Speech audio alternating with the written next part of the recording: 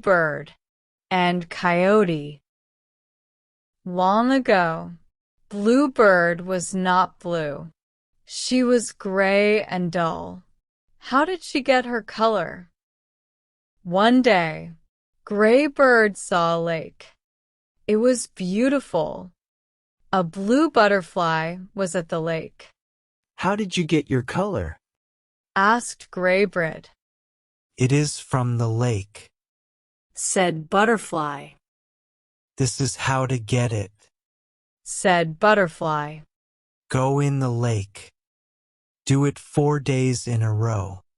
Then thank the lake. Bird did this.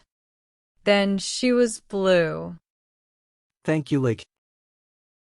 Long ago, Coyote was green. Coyote saw Bird. How did you get your color? Asked Coyote. I will tell you, Said Bird. And she did. Coyote went in the lake, but he did all 4 dips in one day. Once he was blue. Coyote got out. He did not thank the lake. Coyote ran off to tell his friends.